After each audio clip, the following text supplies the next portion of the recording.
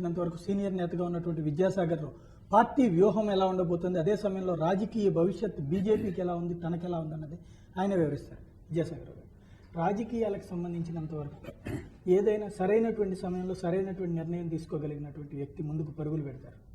కానీ అన్ని అవకాశాలు అందిపుచ్చుకున్నా సరే ఆ సమయంలో అసలు పని చేయలేకపోతే వెనక్కిపోతారు అన్నటువంటి దానికి ఉదాహరణ మిమ్మల్ని చూపెడుతుంటారు. మంత్రిగా ఉన్నారు, కేంద్ర మంత్రిగా ఉన్నారు. ఆ సమయంలో పూర్తి స్థాయిలో వాజ్పేయి హవా నడిచినటువంటి రోజులు. ఆ రోజునే నిర్ణయం తీసుకుంటే ఈరోజు తెలంగాణ ప్రాంతంలో బీజేపీకి నేతలు ముఖ్యమంత్రులుగా ఉండేవారు. కానీ ఆ సమయంలో నిర్ణయాలు తీసుకోలేనటువంటి పరిస్థితి. ఏం జరుగుతుందండి? అది సరైన సమయంలో నిర్ణయం అనేది, ఆ నిర్ణయం తీసుకోవడం అనేది కొంచెం పార్టీలు మార్చగలిగిన వాళ్లకు చాలా సులభతరం అవుతుంది. మేము ఒక సిద్ధాంతం, ప్రణాళిక, విధానానికి కట్టుబడినటువంటి వాళ్ళం. మా రాజకీయ జీవితంలో ఎక్కువసార్లు ఓడిపోయి అతి తక్కువ సార్లు గెలిచిన వాళ్ళం. అయినా ఆ పార్టీలో ఉంటూ ప్రజలకు సేవ చేయడం, లేక మా పద్ధతిలో ఏ విధంగా మన పార్టీని ముందు తీసుకుపోదాం, ప్రజలకు సేవ చేద్దాం, అధికారంలోకి ఏ విధంగా రాగలుగుతాం అనేటువంటి పద్ధతిలో మేము ఆలోచిస్తాం. అయితే మీరన్నది తెలంగాణకు సంబంధించి మేమేదో చిక్కులు పడ్డాం, సరి అయినటువంటి సమయంలో నినాదం ఇవ్వలేదనడం సరైనది కాదు. ఎందుకంటే మేము ఒక ఓటు రెండు రాష్ట్రాలు అనేది అది ఏదో నినాదాని కోసం వచ్చినటువంటి మాట. కానీ మేము కాకినాడలో ఒక తీర్మానం చేసినాం, పరిపాలనా సౌలభ్యాన్ని కోసం ఈ రాష్ట్రాన్ని రెండుగా చేయాలని. దాని తర్వాత కేంద్ర పార్టీ అప్పుడు ఒప్పుకోలేదు. దానికి కారణం కేంద్రం ముందు, అంటే మన భారతీయ జనతా పార్టీ కేంద్ర పార్టీ ముందు ఒక తెలంగాణనే కాకుండా భారతదేశంలో ఇంకెన్నో సమస్యలు ఉన్నాయి కాబట్టి అప్పుడు వారు పట్టించుకోలేదు. సరే, అప్పుడు మా రాష్ట్ర పార్టీ మాత్రం దానికి కట్టుబడి ఉంది, అట్లే ఉంది. కేంద్ర పార్టీ నిర్ణయం తీసుకోలేదు. దాని తర్వాత ఎన్నికలు, ఆ పరిణామాలన్నీ మనం ఒకసారి ఆలోచిస్తే వాజ్పేయి గారు ప్రధానమంత్రి కావడం, 13 రోజుల తర్వాత మళ్ళీ ఆయన మంత్రివర్గం పోవడం, తర్వాత 13 మాసాల తర్వాత మళ్ళీ పోవడం, మళ్ళీ ఎన్నికలు పోయినాం 1999లో. అప్పుడు అన్ని రాజకీయ పార్టీలు, యావత్ భారతదేశం మళ్ళీ వాజ్పేయి గారిని గెలిపించాలనేది ఒక పెద్ద ఎజెండాగా ఉంది. తర్వాత వాజ్పేయి గారు అంటే ఆయన యొక్క వ్యక్తిత్వం, తర్వాత ఆయన పేద ప్రజలకు ఉండేటువంటి ఆయన భావన, ఇవన్నీ మా ఒక్క పార్టీ కాదు, ఆనాడు అన్ని పార్టీలు, అందులో తెలుగుదేశం పార్టీ కూడా ఉంది. అప్పుడు మేము మళ్ళీ వాజ్పేయి గారిని ప్రధానమంత్రి చేయడానికి ప్రధానమైనటువంటి ఎజెండా. దాంతోపాటు మిగతా సమస్యలు ఉన్నాయి. ఆ సమస్యల గురించి అన్ని రాజకీయ పార్టీలతో మేము చర్చించి ఒక ఎజెండా రూపొందించినాం. Agenda for national governance. This is the important factor. దీన్ని మర్చిపోయి ఎన్నోసార్లు మేమేదో పొరపాటు చేసినాం కాబట్టి మేము చింతిస్తున్నాం అనేటువంటి ఒక అభిప్రాయపడతారు, సరైనది కాదు. ఎజెండా ఫర్ నేషనల్ గవర్నెన్స్లో we have selected 3 states: Chhattisgarh, Jharkhand, Uttaranchal. మేము అధికారంలోకి వస్తే ఈ 3 రాష్ట్రాలు ఇస్తామని చెప్పినాం. అప్పుడు తెలంగాణకు సంబంధించి మా రాష్ట్ర పార్టీ కమిట్మెంట్ ఉంది. విదర్భ గురించి అయితే రెజల్యూషన్ చేసినాం. ఆ సమయంలో వాజ్పేయి గారు ప్రధానమంత్రి, తర్వాత మిగతా కొన్ని సమస్యలు ఉన్నాయి, అవన్నీ తీసుకుని ఒక ఎజెండా రూపొందించినాం. ఎజెండా రూపొందించిన తర్వాత మేము అధికారంలోకి వచ్చినాం.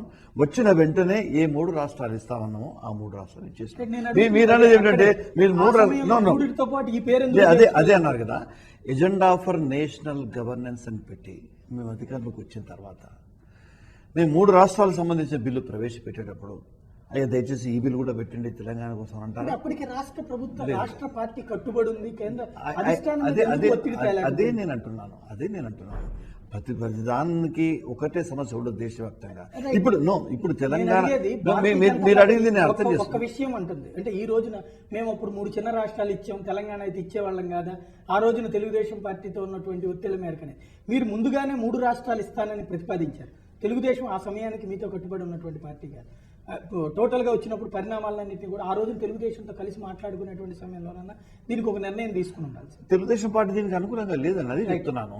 తెలుగుదేశం పార్టీ దీనికి అనుకూలంగా లేదు. బుందేల్ఖండ్కు సంబంధించి అక్కడ వాళ్ళు అనుకూలంగా లేరు. బూడో ల్యాండ్ ఉంది, మిగతా ఇవన్నీ ఉన్నాయి. ఇవన్నీ అనుకున్న తర్వాత దీన్ని మళ్ళీ ఒక కాంప్లికేటెడ్ చేయకుండా మేము we confine to only 3 states. ఈ 3 రాష్ట్రాలు మేము ఇచ్చిన తర్వాత, ఛత్తీస్గఢ్, జార్ఖండ్, ఉత్తరాంచల్ మేము ఇచ్చిన తర్వాత అప్పుడు మళ్ళీ కదలిక ప్రారంభమైంది. అంతవరకు ఇంత పెద్ద ఎజిటేషన్ ఉద్ధృతం లేదు. మీరు ఈనాడు నన్ను ప్రశ్నించే పరిస్థితి ఆనాడు లేదు, ఇప్పుడుంది, ఆనాడు లేదు. దీని తర్వాత అప్పుడు కాంగ్రెస్ పార్టీ మళ్ళీ మొదలుపెట్టింది. కాంగ్రెస్ పార్టీ అధికారం లేదు కాబట్టి చంద్రబాబు నాయుడుకి ఏదో చేయాలని మూడు రాష్ట్రాలు ఇచ్చింది. ఇప్పుడు తెలంగాణ కావాలని వాళ్ళకు ఉద్యమం ప్రారంభించినారు. వైఎస్ రాజశేఖర రెడ్డి గారు స్వయాన వారు అప్పుడు సోనియా గాంధీకి లెటర్ ఇవ్వడం జరిగింది. దీని తర్వాత కేసీఆర్ గారు తనదైన శైలిలో మళ్ళీ ఆయన కూడా ఉద్యమం ప్రారంభించినాడు. ప్రజల్లో కూడా ఆలోచన ఏమొచ్చింది, ఇప్పుడు 3 రాష్ట్రాలు కొత్తగా ఇచ్చినారు, మళ్ళీ తెలంగాణ గురించి ఒకసారి తెర మీదకి తీసుకొస్తే తెలంగాణ కూడా సాధ్యమవుతుంది అనే ఆలోచన సహజంగా ప్రజల్లో కూడా వచ్చింది. ప్రజలు కేసీఆర్ను ఆహ్వానించినారు. తర్వాత కాంగ్రెస్ పార్టీని కూడా వాళ్ళు ప్రజలు మేము తెలంగాణ కోసం పోరాడుతున్నామని అనడం, తర్వాత మిగతా రైటర్స్ కానీ కళాకారులు వీళ్ళందరూ కూడా ఒక మూమెంట్ ఉద్ధృతమైంది. 2004 వరకు మూమెంట్ మళ్ళీ ఉద్ధృతమైంది.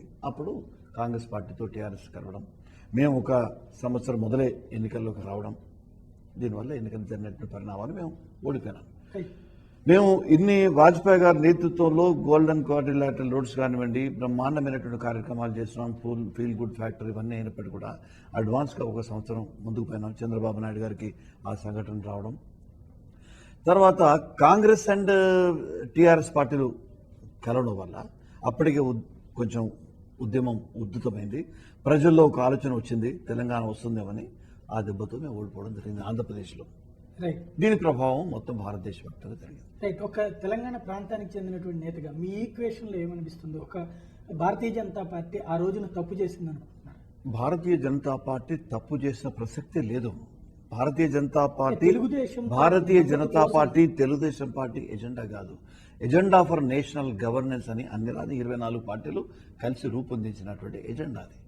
అందులో తెలంగాణకు వచ్చేసరికి టీడీపీ ఒప్పుకోలేదు. కానీ మేము కూడా ఇన్సిస్ట్ చేయలేదు, ఎందుకంటే అప్పుడు ఉద్యమం అంతగా లేదు. మేము అంతకుముందే మేము సపరేట్ తెలంగాణ అన్నటువంటి రాష్ట్ర పార్టీ మేము ఇప్పుడు ఒకసారి కేంద్ర పార్టీ ఒప్పుకోకపోతే మేము ఊరుకున్నాం. మళ్ళీ 2006లో అక్కడ బాంబేలో జరిగినటువంటి నేషనల్ కౌన్సిల్లో అప్పుడు భారతీయ జనతా పార్టీ ప్రథమంగా మళ్ళీ నిర్ణయం తీసుకుంది. అసలు భారతీయ జనతా పార్టీ ఒక జాతీయ పార్టీగా నిర్ణయం తీసుకున్న మొట్టమొదటిది 2006లోనే. అప్పుడు తీసుకున్నప్పటి నుంచి మేము దానికి కట్టుబడి. టైం అయిపోలేదంటారా? ఎందుకు అయిపోయింది టైం? అసలు అయిపోయింది. ఇప్పుడు ఉంది టైం అయిపోవడానికి. అప్పటికి టీఆర్ఎస్ వచ్చింది, టీఆర్ఎస్ తో పాటు అంటే టైం అయిపోయింది. మా భవిష్యత్ అని కాదు, మా భవిష్యత్ టైం అయిపోవడం అనేది 2006లో మేము నిర్ణయం తీసుకున్నా కూడా ప్రత్యేక తెలంగాణ కోసం ఈనాడు ప్రధాన ప్రతిపక్ష పార్టీగా భారతీయ జనతా పార్టీ ఒకటే. యావత్ భారతదేశంలో ఒకే ఒక పార్టీ చాలా స్పష్టమైనటువంటి ఆలోచనతో ఉంది ప్రత్యేక తెలంగాణకు సంబంధించి. కాంగ్రెస్ పార్టీ ఇంతవరకు తను ప్రకటించలేదు. అందరి అభిప్రాయాలు అడుగుతుంది కానీ తన అభిప్రాయం ఏంటో చెప్పదు. కాబట్టి ఈనాడు తెలంగాణ సుగమం కావాలంటే భారతీయ జనతా పార్టీ మద్దతు, భారతీయ జనతా పార్టీ ఫోర్ ఫ్రంట్ లో ఉంది. ఇది 2006 నుంచే తీసుకున్నాం. కాబట్టి మళ్ళీ మీరు వెనుకకు పోయినారా? ఆ సమయంలో వెనుకకు మా రాష్ట్ర పార్టీ తీసుకునేటువంటి అవకాశం నినాదం చేసినటువంటిది భారతీయ జనతా పార్టీ. తర్వాత అప్పట్లో రాష్ట్ర పార్టీ తీర్మానం చేసింది భారతీయ జనతా పార్టీ, రాష్ట్ర పార్టీకి మొదటిసారి. ఆ తర్వాత జరిగినటువంటి పరిణామాలు ఇవన్నీ తెలిసిన తర్వాత ఆ లీడ్ తీసుకునేటువంటి అవకాశం మొదట ప్రకటించినటువంటి పార్టీ కాకుండా ఇంకొకళ్ళు అనేది నేను అర్థం చేసుకున్నాను. లీడ్ తీసుకునేటువంటి అవకాశం అంటే ఎన్నికల్లో గెలిచే అవకాశం, అధికారం అంటున్నారు. నేనంటాను ఇప్పుడు కూడా మేమే లీడ్ తీసుకుంటున్నాం. ఇప్పుడు భారతీయ జనతా పార్టీ ఇక్కడ ఎన్నికల్లో ఓడి తెలంగాణను గెలిపించినాం. మేము ఎన్నికల్లో ఓడినాం, మేము తెలంగాణ గెలిపించినాం. తెలంగాణకి ఇప్పుడు టీఆర్ఎస్ 2 స్థానాలు ఉన్నాయి. బ్రహ్మాండమైన ఉద్యమం చేస్తున్నారు, కాదనడం లేదు. టీడీపీకి ఉన్నాయి, కానీ వాళ్ళ వల్ల ఏది కాదు కదా.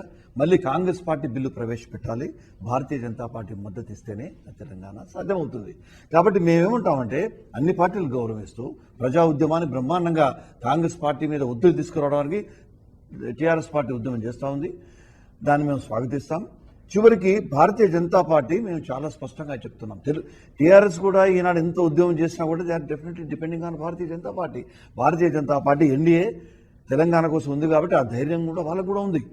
కాబట్టి మా తృప్తి ఏమిటంటే మేము ఈ ఎన్నికల్లో ఓడినా కూడా తెలంగాణను గెలిపించిన వాళ్ళము భారతీయ జనతా పార్టీ అని అంటున్నాం. రైట్. మీకు ప్రజాస్వామ్యంలో ఒక విచిత్రమైనటువంటి వాతావరణం మీకు ఇక్కడ కనిపించడం లేదంటే ఒక సీనియర్ నాయకుడిగా ప్రధాన రాజకీయ పక్షాలు కాంగ్రెస్ పార్టీ కావచ్చు, తెలుగుదేశం పార్టీ కావచ్చు, ఈ రెండు కూడా ఒకటి తెలుగుదేశం పార్టీ తీర్మానం చేసింది, ఆ తర్వాత జరిగినటువంటి పరిణామాలు ఈ రోజున దోషిగా నిలబడినటువంటి పరిస్థితి. అదే సమయంలో కాంగ్రెస్ పార్టీ అధికారంలో ఉందంటే తెలంగాణలో అత్యధిక సీట్లు తీసుకొచ్చుకున్నటువంటి రెండు పక్షాలు కూడా ఈ రోజున వాళ్ళకి సంబంధించినంత కన్ఫ్యూజన్లో ఉంది. అయితే అతి తక్కువ సీట్లు వచ్చినటువంటి పార్టీలు మాత్రం ఈ రోజున నినాదంతో ముందుకెళ్తున్నాయి, లేదా ఇదంతా కూడా మా శక్తి అంటున్నాయి. ఇది ప్రజాస్వామ్యంలో ఎలా సాధ్యమవుతుంది? ఇప్పుడు మా శక్తులు అంటున్నాయి టీఆర్ఎస్ వాళ్ళు, అంతే కదా మీరు అనేది. టీఆర్ఎస్ వాళ్ళకు కూడా తెలుసు కదా, వాళ్ళ 2 సీట్లతోనే సాధ్యం కాదు ఇది. భారతీయ జనతా పార్టీ మద్దతు ఇస్తుంది అనేటువంటి ఆలోచన ఉంది. కానీ వాళ్ళ యొక్క ఉద్యమం యొక్క ప్రభావం తప్పకుండా కాంగ్రెస్ పార్టీ పైన పడుతూ ఉంది. కాంగ్రెస్ పార్టీ కదా బిల్లు పెట్టాల్సింది. ఆ మేరకు మేము అందుకోసం మేము కూడా మద్దతు ఇస్తున్నాం. మేము కూడా మాదైనటువంటి పద్ధతిలో కాంగ్రెస్ పార్టీ పైన మేము ఒత్తిడి ఇస్తున్నాం. తర్వాత మీరు అన్నది ఏమిటంటే క్రెడిట్ మీకు రావడం లేదు కదా అనేది. ఎస్, కరెక్టే. ఒకసారి ఒక ప్రజా ఉద్యమంలో ఒక పార్టీకి పేరు వచ్చిన తర్వాత ప్రజలందరికీ తెలుసు, ప్రజలందరికీ ఏ విధంగా అక్కడ సాధ్యమవుతుంది, తెలంగాణ భారతీయ జనతా పార్టీ మద్దతు అనేది సాధ్యమవుతుంది అనేది వాళ్ళు చాలా స్పష్టంగా హృదయపూర్వకంగా చెప్తా ఉన్నారు. కానీ రాష్ట్రానికి వచ్చేసరికి కాంగ్రెస్ పార్టీ పైన ఒత్తిడి తీసుకురావాల్సినటువంటి సందర్భం వచ్చినప్పుడు తప్పకుండా టీఆర్ఎస్ తాను చేసినటువంటి కార్యక్రమాలు కానివ్వండి, రాజీనామాలు చేయడం కానివ్వండి, దీనివల్ల తప్పకుండా టీఆర్ఎస్ పైన తెలంగాణ ప్రజలకు తమదైన పద్ధతిలో ఉద్యమం చేస్తూ ఉంది అనేటువంటి అభిప్రాయం ఉంది. రైట్ అండి. 1999లో భారతీయ జనతా పార్టీ ముందుకు వచ్చినటువంటి సమయంలో వాజ్పేయి లేదా నేషనల్ ఎజెండాతో ముందుకు వచ్చినటువంటి సమయం, ఈ రోజున యూపీఏ ప్రభుత్వానికి సంబంధించినంత వరకు కూడా అదే విధమైనటువంటి, మీరే చెప్పారు అప్పట్లో బుందేల్ఖండ్ వ్యవహారంగా వచ్చి ఇక్కడ తెలుగుదేశం పార్టీ అంగీకరించినటువంటి వాతావరణం ఉంది ఓవరాల్గా. మళ్ళీ ఈ రోజున యూపీఏ మీద మీరు ఒత్తిడి తీసుకొస్తున్నారు. ఈ రోజున ఒత్తిడి తీసుకొచ్చేటప్పుడు ఇదే విధమైనటువంటి సమీకరణాలు, అప్పటి సమీకరణాలు మళ్ళీ ఇక్కడ పునరావృతం కావటం లేదు. మీరన్న దానికి సమాధానం ఏంటంటే ఇది వచ్చింది ప్రశ్న మా దాంట్లో కూడా.